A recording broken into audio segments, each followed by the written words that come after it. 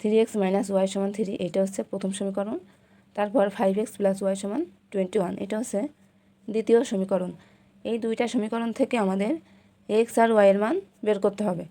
তো প্রথমে আমরা এই যে দুইটা সমীকরণ, এই দুইটা সমীকরণকে যোগ করে দেব। তো দেখো, এই যে আমরা তখন দুইটা সমীকরণ যোগ করছি, তাহলে প্লাস 3x আর প্লাস 5x, তাহলে 3x আর 5x যোগ করলে হবে 8x। তারপর মাইনাস ওয়াই আর প্লাস ওয়াই কেটে যাবে, 3 আর 21 যোগ করলে হবে 24। এরপর দেখো, এখান থেকে আমরা শুধু এক্সের মানটা বের করে নেব।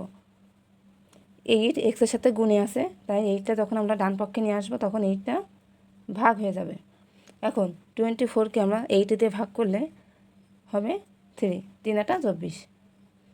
এবার এই এক্সের মানটা আমরা 1 নম্বর সমীকরণ অথবা 2 নম্বর সমীকরণ, যে কোনো একটা সমীকরণে বসালে আমাদের ওয়াইয়ের মানটা বের করে নেব। তাহলে দেখো, আমরা এক্সের মানটা 1 নম্বর সমীকরণে বসাই। এক্সের মান 1 নম্বর সমীকরণে বসিয়ে পাই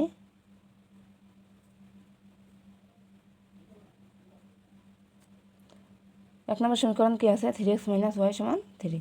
তাহলে আমরা এক্সের মান পাইছি 3 মাইনাস ওয়াই সমান 3।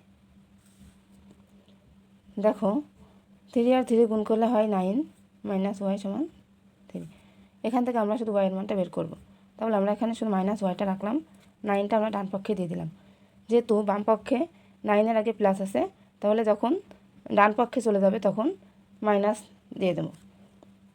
এরপর দেখো, এখানে আছে 3 মাইনাস 9, যেহেতু এখানে বড় সংখ্যার আগে মাইনাস আছে, তাই আমরা কী করব, বড়টা থেকে ছোটোটা বিয়োগ করে মাইনাস চিহ্ন দিয়ে নেব। তাহলে 9 থেকে 3 বাদ দিলে থাকে 6, যেহেতু বড় সংখ্যার আগে মাইনাস আছে তাই আমরা মাইনাস দিয়ে দিলাম, -6। এখন আমরা উভয় পক্ষ থেকে মাইনাসটা তুলে নিলাম, তাহলে আমাদের উত্তর আসবে 6। তাহলে আমরা এক্স আর ওয়াইয়ের মান পেলাম, এক্সের মান 3 আর ওয়াইয়ের মান পেলাম 6।